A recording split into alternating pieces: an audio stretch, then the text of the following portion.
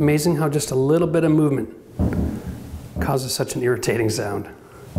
In today's video, we're going to show you how to get rid of your floor squeaks once and for all, and how they started in the first place. All right, so first thing you do when you see a squeak, everyone likes to find, oh, there's that nail that needs to be embedded. There, problem solved, right? Now watch what happens. As soon as you get up, oh, how come the nail doesn't stay down? I'm going to help you understand your floors, how your house is built, so you know what to do to stop this from reoccurring over and over and over again. Because if you want to install a new floor and you can't stop your squeaks, you got no business moving forward. Let's get this started. Okay guys, so when we're talking about squeaky floors, generally what we're doing is we're talking about flooring. I'm going to say pre-1990. And I think 1990 is around the time period. Don't quote me on the exact date. It wasn't like June 3rd or something, but in the 90s we started to change the technique for installing subfloor on our floor joists. Now, there were, let's say from the mid to late 1800s up until about 1990, very similar floor joist packages in the world, and it was kind of a standard. We used to use a 2x10, okay?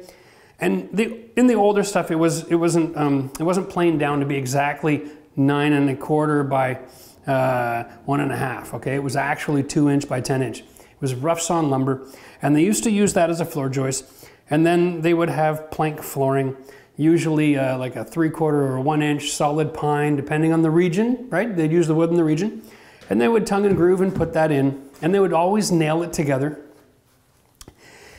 And generally speaking, old growth forest, which is what they were using back in the old days, it stayed really strong and really straight, okay? There's not a lot of problems with old growth trees as a rule.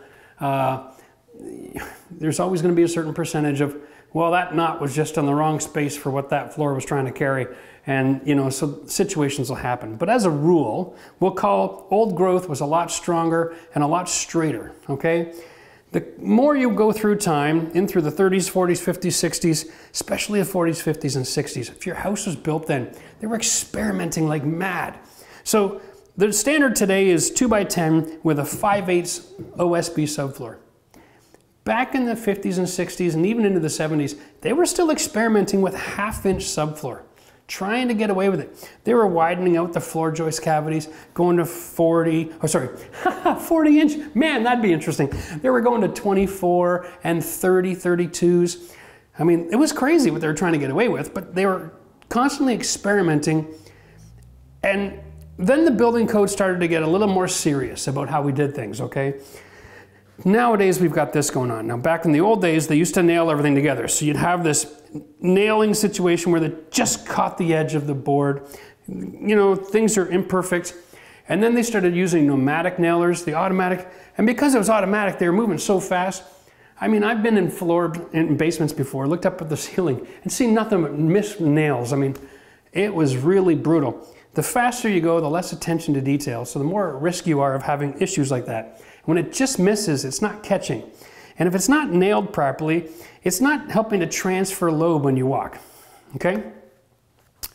Now, somewhere along the way in technology, we moved from nails to screws, and that is much better, and that's actually pretty recent. Up until recent days, everybody was running around with a pneumatic air nailer, just pounding nails all over the place. And here's what happens. When you step in the middle of the wood, okay, you get what's called deflection. And that means the weight is going down, and then here, where it hits that piece of wood, is being pushed up. Okay, so I'm gonna just step on this right now, and I'm gonna let you take a look at the difference. No weight, okay? You see the movement in the floor? I'm not jumping up and down. I'm no grand piano, but do you hear the squeak? That squeak is actually caused by the sound of the wood, right? Rubbing up and down on the nails, okay? Doesn't matter how many times you pound that in. Over time, as you're walking, deflection will lift that out really easily, okay? So for everybody in the renovation market who's looking at new flooring, the first thing you've got to do before you think about new flooring is fixing your subfloor if you have an older house. Now, if you have dimensional lumber, see this? You're going to get weird shapes. you're gonna get bows and you're gonna get curves, you're gonna get all kinds of action. And what happens is that you'll put in your joist nice and straight, and then over time it goes bowed. Now every one of those nails is still set at the same depth, and the plywood is moving underneath your feet when you're walking. That's where the noise is coming from. So before you move forward and put in a new floating floor, or you change or add hardwood, you've got to deal with the subfloor issue. So in this video, I'm going to teach you guys how to get rid of the creaks, and it's this simple. Now, where I live in Canada, we have something called a floor screw. And I've heard in the comments before that you don't have that down in the States. I don't know, I haven't been to the hardware store to confirm that, but if anybody knows for sure, could you put in the comments section? Maybe you just have a different name, or there's a brand out there that's cornered the market that I'm not aware of. Anyway, flooring screws are really awesome. You just come along here and you drive that in. Now here's the difference. It doesn't change the deflection, but what it does is it gets rid of the ability for the subfloor to disengage from your dimensional lumber. And if it holds everything tight, then you're not gonna get the rubbing on the screw, on the nails.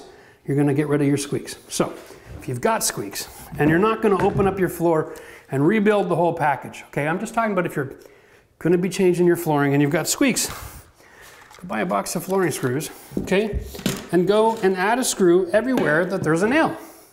Now, along the floor joist package, subfloor has to have a nail every 8 inches. You can change that with a screw every 8 inches. You just set it beside it. You know which way the floor joist is running because the nail's every 8. In the opposite direction, they're every 16, okay? And that's all you need to know. So you can just put a fastener next to the old fasteners, drive those nails down, or pull them out for all that matters because they're useless. And you will eliminate all the squeaks in your floors as well. Give this video a thumbs up if that is going to save your bacon. Don't forget to subscribe to this channel because we didn't do this mock-up just to show you about a squeaky floor. I'm going to be cutting out the subfloor and showing you how to open it up, drill holes, run plumbing, repair your subfloor, close it back up again, and bring up your subfloor standard to such an incredible level that you can install new building materials on old floors. Listen, this is really key, okay? Older houses with dimensional lumber are not designed to have modern materials installed in them. Think about this for a second. Old materials were skinny. Heck, even the hardwood was only 2¼ inches wide. So it could follow all the curves and all the imperfections, okay? The more modern the material, the wider the plank. Hardwood, engineered hardwood now is 12, 16 inches wide, okay? Tiles are getting massive.